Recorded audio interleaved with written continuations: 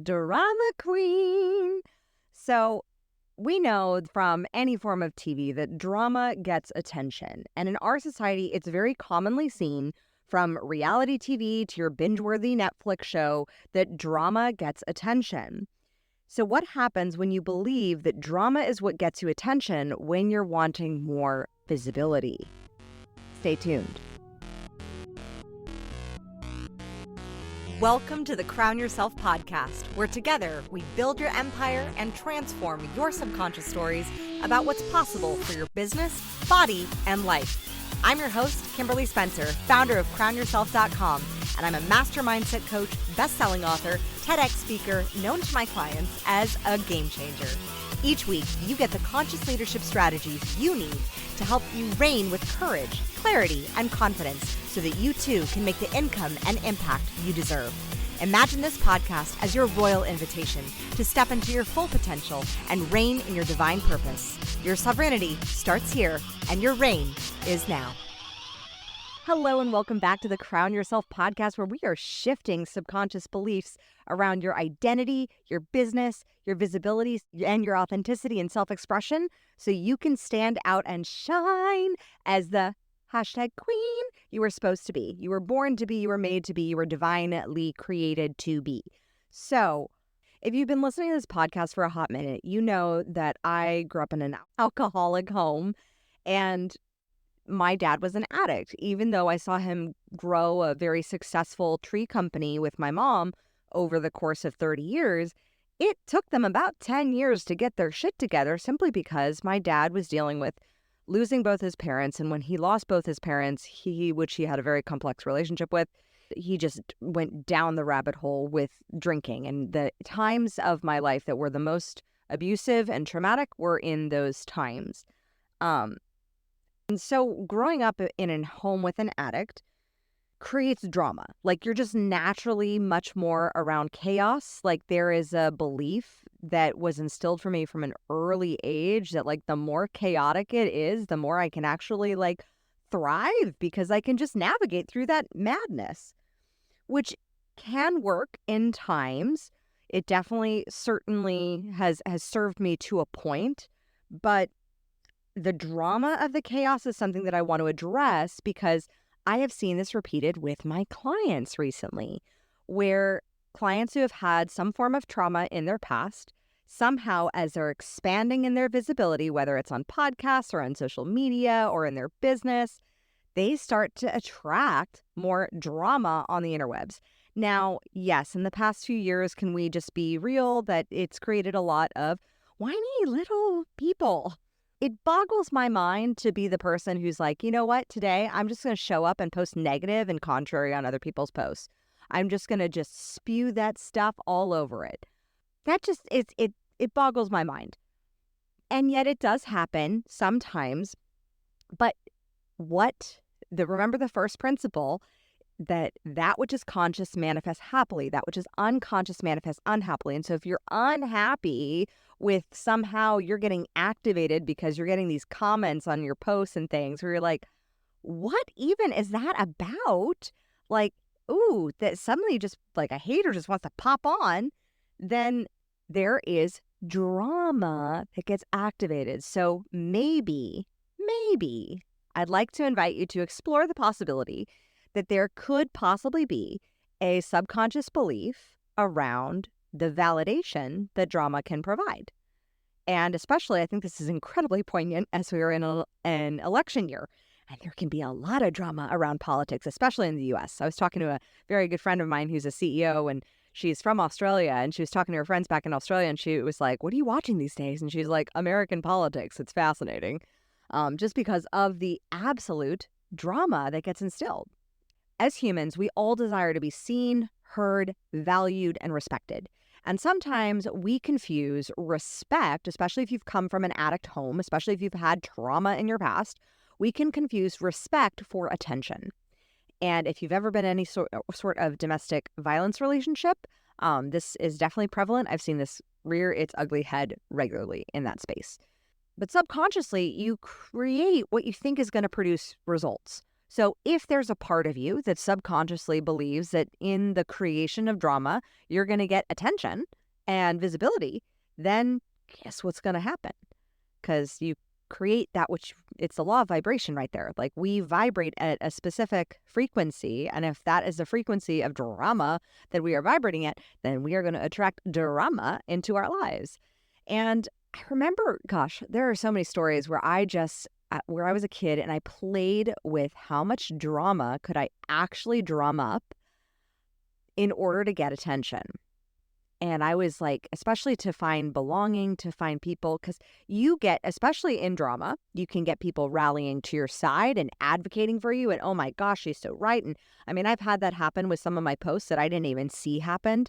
My business bestie, Amanda Kaufman, she told me, because she saw one of my posts somewhere, and my community was rallying to my side around this post. And it was a post about ownership and really assessing your victim story. And apparently there were some people who didn't appreciate being called out as a victim. Not that I felt like I was calling anyone out. I was just calling them to own their story. But they felt that my post was activating. And so some definitely went into their victim stories. And my community actually rallied to it, but I didn't see it. Like I had no idea that this was occurring on Facebook or Instagram. I forget where it was, but I had no idea. And that's a sign that I was like, oh, that didn't even bother me because I am so confident in my story now of ownership where like the victim story is so old. Like it's so old. It's so saturated. Like if you want a saturated market, try a victim story. That's a very saturated market. And it didn't impact me. And because it didn't activate anything in me, and I also subconsciously actually didn't even see it, then either it's so repressed that it's not coming up to conscious awareness because my unconscious mind isn't ready for that healing, or I've actually done that healing and it's so conscious that it didn't even manifest into my reality where I was like, oh, that's not even going to bother me. Like it manifested in a very positive way with my friend Amanda is telling me like, oh, your community rallied toward me. And I was like, rock on. That's great. Love my community. Love you guys. You guys are amazing. So that's the power, though, of your unconscious mind and your projections because the universe is mental. And so what happens when you desire the results of attention and getting visibility, even if it's with like the most good-hearted, service-oriented, pure intentions to serve, but you have some lingering subconscious beliefs around drama. Well, subconsciously, you will create spaces where drama and haters and things that you don't necessarily want to see will come into play. Now, how you will know if you are healing is by what you feel inside. So follow me on this one. Your triggers are your teachers. I'm sure you've seen that on an Instagram card. And when you see each thing on social media or on a podcast that activates something in you where you're like, oh, no, or you feel offended, then this is an opportunity for you to assess the belief system that is going into this. Now, one of the beliefs that I have shifted into was from drama because I used to be like a freaking drama queen when I was in middle school. And I guess maybe that's a middle school girl thing, but I used to pretend like I fainted or I would, and I probably was like also simultaneously very malnourished because I was bulimic and only drinking Diet Coke and not drinking water. So it was highly likely that, there was like I physically didn't feel well, but I would over exaggerate because in my family, what I grew up seeing was that physical ailments get praise and attention. And you get the poor me stories of, oh, you're so sick. Oh, you got a boo-boo. Oh, okay. And it's something that I now watch as a mother with kids that are aware of boo-boos and bandages. And we do want to, there's a balance between helping them regulate and process through, ow, I got an owie and I'm bleeding, and coddling them to have them believe that by being a victim, by getting injured and getting hurt, that it actually creates the attention that they desire. So in order to combat that, you want to make sure, especially if you're a parent, that you are not role modeling or super praising the injury and that you are downplaying the ones that are, let's just say, over dramatized. Like when my lovely 6-year-old comes and he's like, look, mama, look, I've got a cut. It's bleeding. Do you see? And it's like barely a pinprick. And I'm like, okay, I could see how like a hangnail could bother you. And we can put a Band-Aid on it. Is it gushing blood? And he's like, no. And I'm like, okay, well, then maybe one of my favorite things to ask is this a small problem or a big problem? And he typically will look at it and be like, small problem. And I say, okay, small problem, small reaction. And I've said that repeatedly to him, and it's really shaped a framework. Same with business owners as well. Like when I coach business owners, I look at the scope of reaction, and we don't know what is a small problem because we only know the level of problems that we're used to.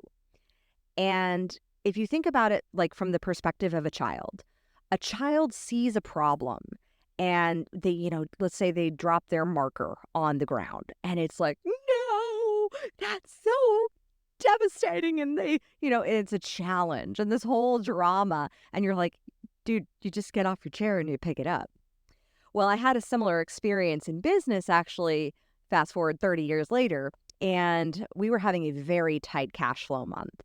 And I was talking to my mom, and as I shared earlier, like my mom and dad, they grew a multi-million-dollar business, even with my dad being a highly functioning alcoholic. And so we're there, and I'm telling her about like, Mom, I have like 2 weeks left of payroll, and that's it. Like, I don't know what I'm going to do after this. And she's like, 2 weeks? You're so far ahead. And I was like, what? And she said, yeah, there were some days, Kim, where we had 2 days left of payroll for the week. Like that was it. And I said, oh, okay. So with a little bit of perspective, the drama of what we think is such a big deal is actually really not. And I remember one of my mentors said years ago, like, the problems that I'm facing now at a multi-7-figure level are things that would make you recoil with terror and fear. Versus, like, I remember when I was just starting out and now having grown my businesses, and the same is true with having kids. Like, right? I was just having a park date with my very good friend who just had her first baby, and she's in her 40s and it's her first, and they tried so hard to get pregnant, and she finally had her, and like she bought everything, like all the things, every baby proofing thing you need. Versus like me with the second child, I'm like, yeah, you don't need the bouncer, you don't need the swing, you don't need you don't need a majority of the things that you're sold and told that you need when you become a first-time mom. But I did the same thing when I was a first time with Declan. Like, I bought all of this stuff and the carrier thing on the side of the bed because we wanted to co-sleep, but we were scared of like that a lot of traditional Western more practitioners will put into your head of like, oh, the co-sleeping fears. And with second baby, I was just like, we don't need a crib, we don't need a nursery. I had a friend who had her first baby, and she's like, we did the whole nursery and it's gorgeous. And I said, and a year later I met with her and she was like, he's never used a nursery once. I spent so much money on this nursery. Because you have this whole ideal of like, oh my gosh, this is what it should be. The same is true with business. This absolute same is true. So I remember the first time that Declan got the croup, and we were terrified. Like, he just kept coughing and it sounded horrible. And we were like, oh my God. And we just had like all these fears of like, oh my gosh, is this pneumonia? Is this like something horrible? Is this the bubonic plague? Like, what is it? And, we message his doctor because that's one of our privileges. I'm really like, I love his pediatrician so much that we can just message him at any time and with any sound or cough or video. And he just responds back. He's like, oh, that cough, bring him in, but it sounds like the croup. He goes, I have to check, see where it is in his body, but for the most part, it sounds like the croup. And I said, oh. And I said, okay, well, what do you do? Like, I remember Anne of Green Gables, the sister had the croup and it was really bad and she was hard to breathe. And he's like, just here's the things that you take, put the humidifier on, like, it's all good. And when you have experience in dealing with problems, like a pediatrician sees the croup and coughs and vomit and things like that all day long, so it's no big deal. The same is true with money. The same is true with your business.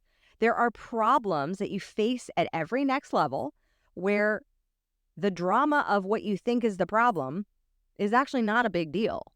Like, because you're seeing it so often. It's like the first time I ever had to deal with lawyers and the buyout. Like, I was so grateful that I had my husband with me who had dealt with lawyers, who had been to court, with his multimillionaire real estate business that he lost when he got divorced.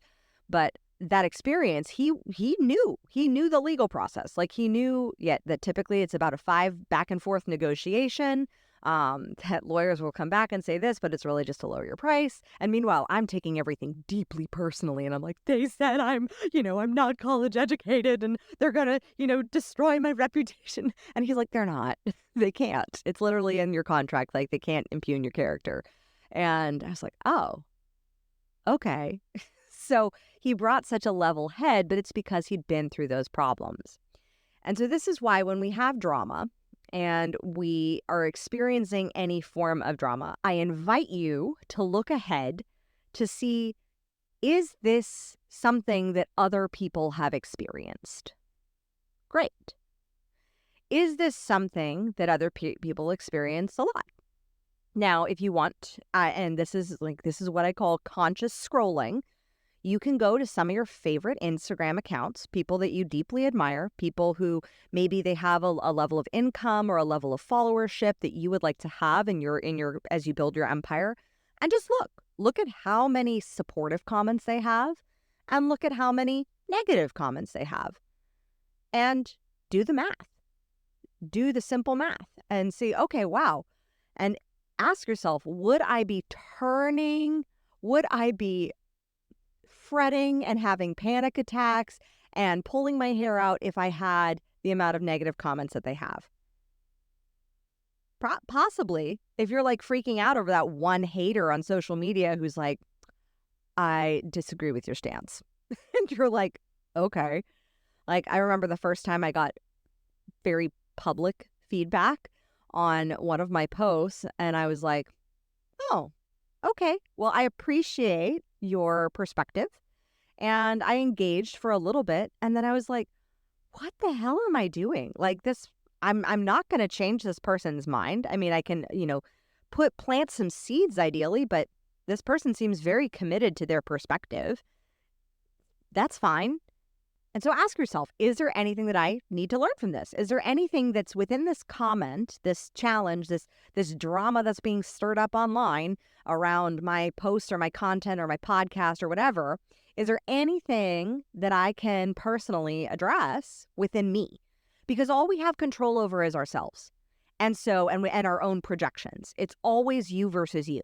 So if your projections are creating, in essence, if we were to take ultimate responsibility and be the complete masters of our own universe and the creators of our lives, and say, okay, my projections are creating haters coming into my comments. And I'm not saying that they won't, even if you clear up your projections. But I am saying that if they're activating you in a certain way where you're like, oh, how could they say this? Oh no, and creating all the drama being stirred up, then ask yourself, is there anything unconscious that I need to learn? Because if it's bringing something up in you, then it's activating something that your unconscious mind has said, here you go. I love you. I see that you're now available to heal this. You have now, congratulations, reached a stage where you are able to heal and work through this. Go forth, queen. Let's dive in. And that's where you get to the root and you dive in, you explore it. You assess, what can I learn from this? Where is this activating me? How is this actually a problem? And do the inner work that's required to shift it. Because that's how you then alchemize the drama into something that grows you.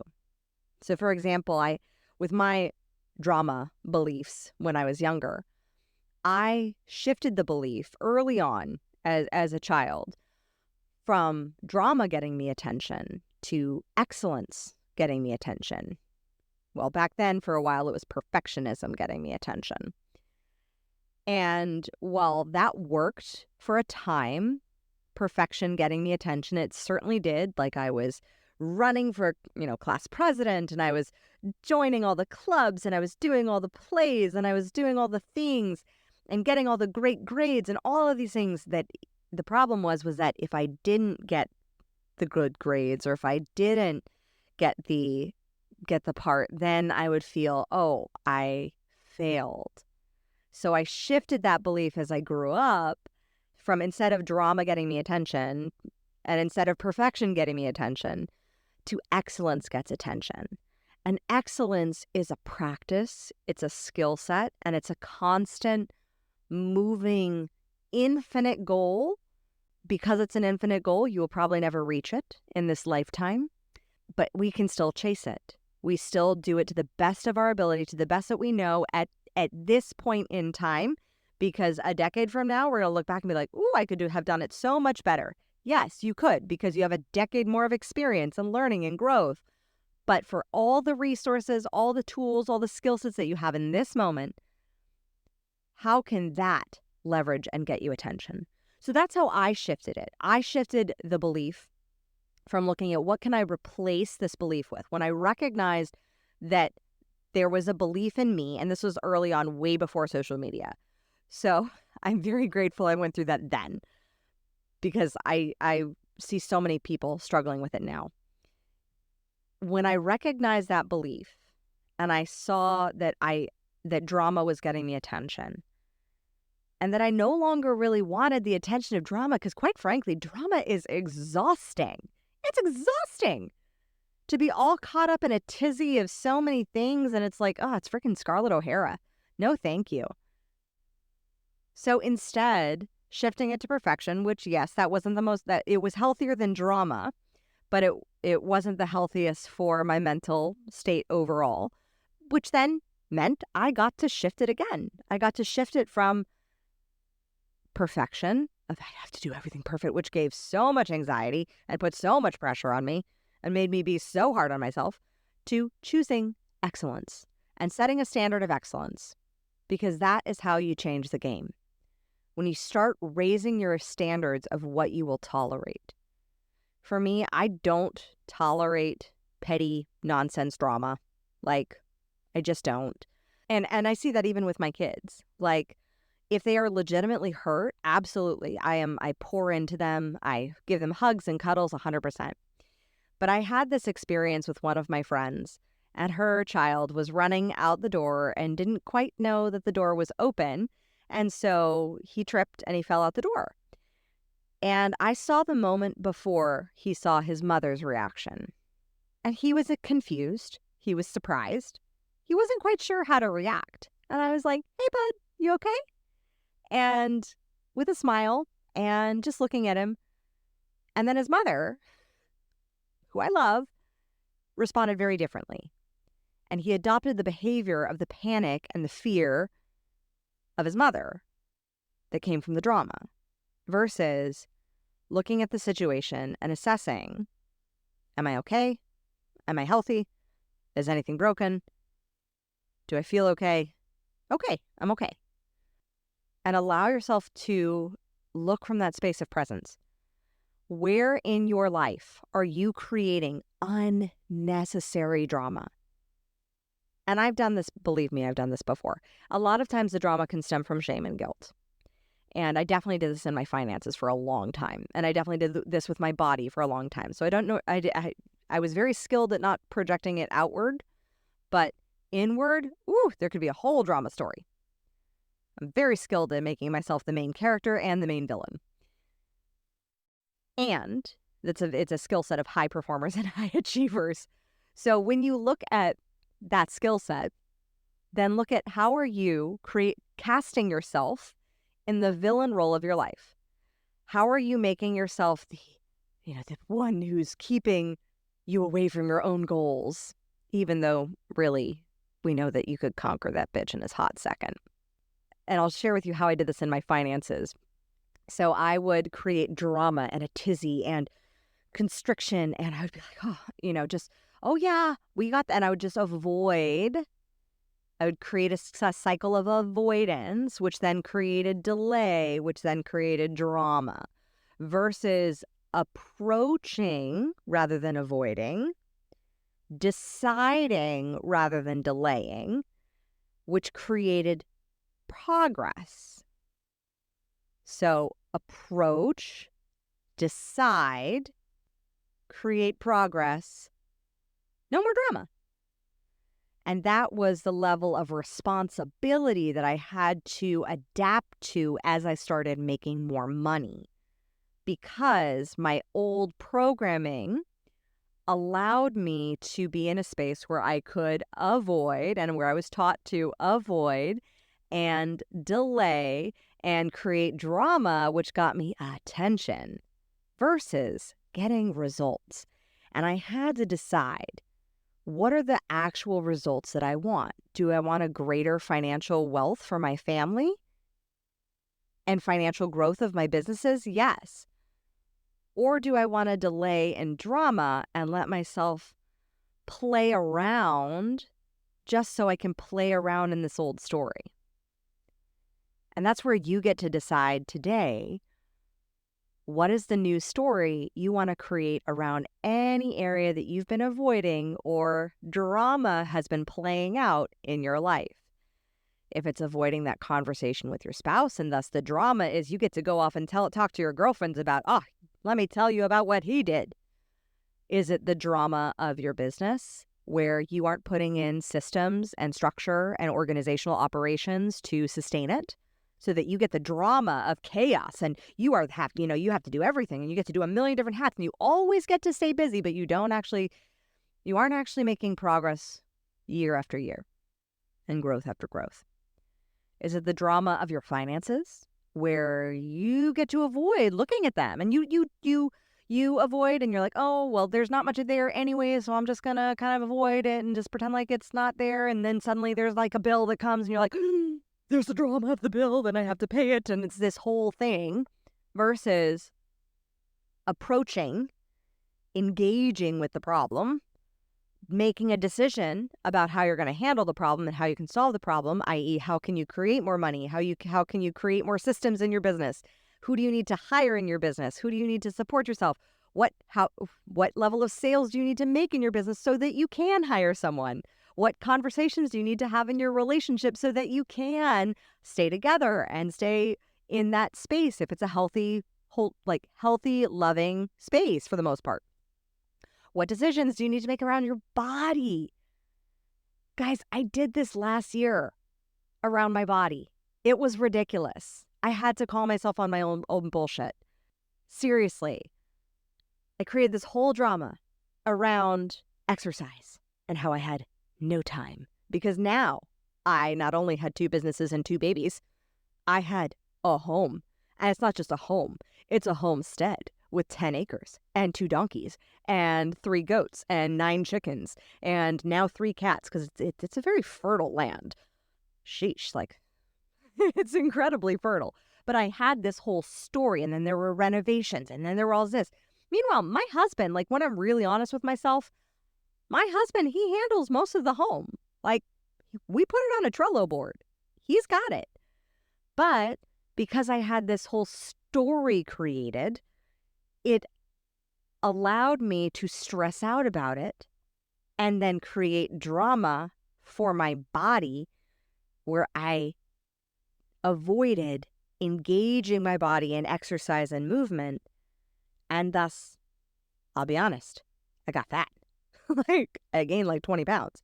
And it wasn't just because of my health issue with mono last year. And it was also a huge piece was the energetics of avoidance.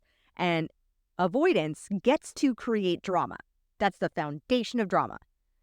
Drama is created when you avoid the problem. Middle school girls, what do? They don't go talk to the person that they have a problem with. They talk to everybody else around them. Oh, you should have seen what she did. Oh, yeah, and she did this to me. And then you're doing all this drama versus just saying, hey, I didn't appreciate how you treated me there. Okay, cool. I'll do better. Or, I think you're wrong. Okay, great. We agree to disagree. please respect me. Like, we avoid it. And by avoiding, we create drama. And so if we want to eliminate this drama queen belief, we have to approach, we have to engage.